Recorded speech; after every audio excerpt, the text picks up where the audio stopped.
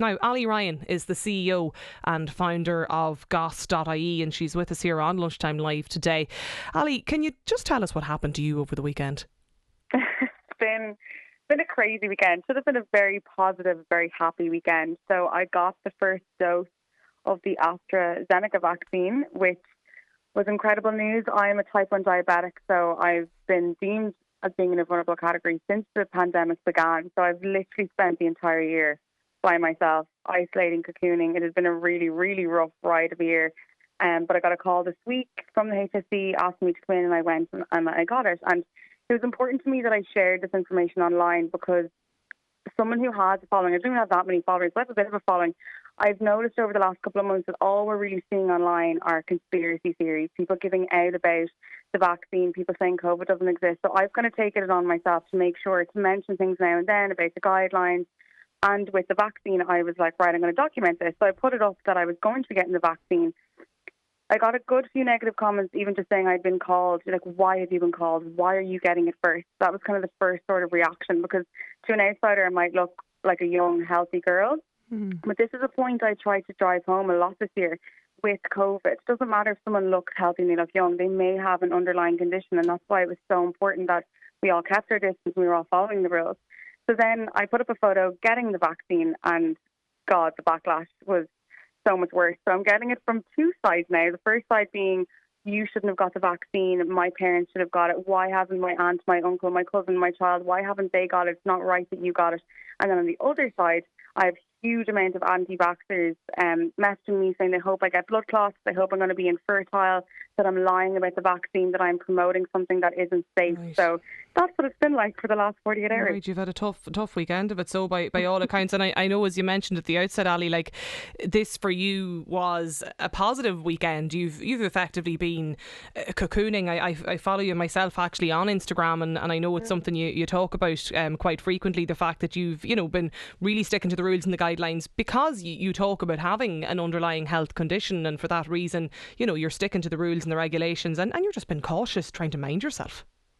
Exactly. Like, this is the thing. I think everyone should be cautious anyway, whether you don't have an underlying illness or not. But when COVID kind of first came to Ireland, I remember looking into it, and I wasn't initially that concerned because I am young. But then I looked at it and I realised so many diabetics worldwide were not only just getting severely sick, they were also dying. And I have some complications with mine. And it's annoying that I even have to say these things, but I feel like I have to clarify all this. But to be in cohort 4, you have to have a HbA1c above state 58. A HbA1c is a blood test that all diabetics get every 6 months. And my HbA1c is over that. Like, I've been hospitalised in the last 6 years just for having a tummy bug, just for getting a temperature. Like, insulin kind of becomes desensitized in my system when I get sick, so nothing will work and I have to be hospitalised. That's happened in the past. So when this all started, I rang my consultant. I was like, am I crazy to be isolating? Like, I'm so young, should I really be cocooning? And he was like, no, like, you are like not, you really can't get this. Like, you're so sick anyway when you get sick. You don't need this. And I've taken vaccines in the past. I take the flu vaccine every year. I took the swine flu vaccine, which, there was a lot of controversy around that. But you do have to look at the risks and you have to weigh them up yourself. And I think with anti-vaxxers, for example, there's a lot of people saying, my body, my choice. If that's genuinely what you believe, why would you message me saying you hope I die because I decided to get the vaccine? Like, their slogans don't even make sense.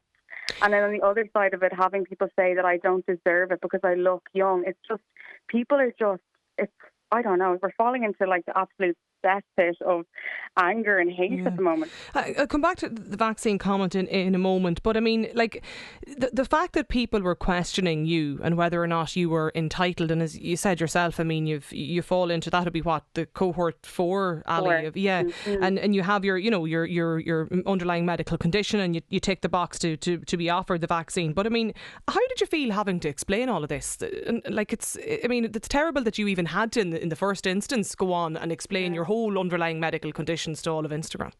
It was really depressing, to be honest, because I feel like it's also going to deter people. Like, a lot of people messaged me when they saw I was getting negative reaction. And this is the thing, like, there's so many diabetics I know that actually got theirs weeks, if not months ago. I know people who got them in early March, late February. So a lot of people were messaging me saying, I got the vaccine, but I actually haven't told people. People are honestly scared to tell people because they might be looking a little bit younger, they don't look sick, they're not over 75. So I got a lot of messages like that saying that they were worried, and that really concerns me, and that's why I'm being so open, because the more people that get out there and talk about the positive, the more balanced of an argument we're going to see online. And I'm just not seeing balance at all. I'm seeing it reported on the news, but I'm not seeing influencers, celebrities, people with followings. I haven't really seen them in Ireland come out and be like, this is why the vaccine is good. Obviously, it's going to be up to people what they decide to do. We don't live in a totalitarian state. No one's forcing anybody to do anything. But I do think it's important, and I don't want people to feel worried now about getting the vaccine because they might get hate. Like, I did find it tough having to respond to people, especially because people were trying to make me feel guilty. It wasn't just like, why are you getting it? It was like, my dad suffers from this and he's at home and why should you get it? And that's not fair because they don't know what sort of year I've had. You know, even when the government were talking to everybody about the guidelines, all the addresses to the nation, you know, they never really spoke about young, vulnerable people. It was always the elderly. It was always, you know, families. There was such a huge part of society that I felt were left out in all of those discussions. But there are a lot of other people like me in my age group that haven't seen people. My family don't live in Dublin. I've barely seen them in the last year. Like, I've had to do so much of this on my own. And to be going through even the vaccine by myself, you know, everyone's nervous getting it. I was nervous how I was going to feel, and to wake up to dozens of messages full of hate, like, it wasn't what I was expecting. Do you think has the vaccine judgment in all of this, Ali, gone too far? This idea now, it's a kind of an us versus them, the idea that you have to sort of explain why and how you got the vaccine over somebody else's parents. Yeah, like, I understand there's a lot of questions and anger at the moment because there's been so many reports of people getting the vaccine and, you know, in inverted commas, skipping the queue. I understand that, but if people are sharing it on social media, they've obviously been invited in by the HSE, and the HSE and the hospitals and the GPs, they have our medical records. So anybody who's getting the vaccine at this moment in time, it doesn't matter if they look like they're 21, they have been deemed high risk, and everyone should be happy that they're getting the vaccine. Not only does it mean that they're safe, like, I am now going to be safe. I know that I won't be hospitalised, I won't die if I get this. I know I could still get it, but like, my family are relieved, my friends are relieved. And also, I genuinely feel the more people that get vaccinated, the more safer we are in general, and the closer we are to opening up society. So it should only be a positive thing. And the fact that it's turning into such a dark, twisted topic, it should have been something that people saw and went, oh my God, great, they're getting to the diabetics. This is brilliant.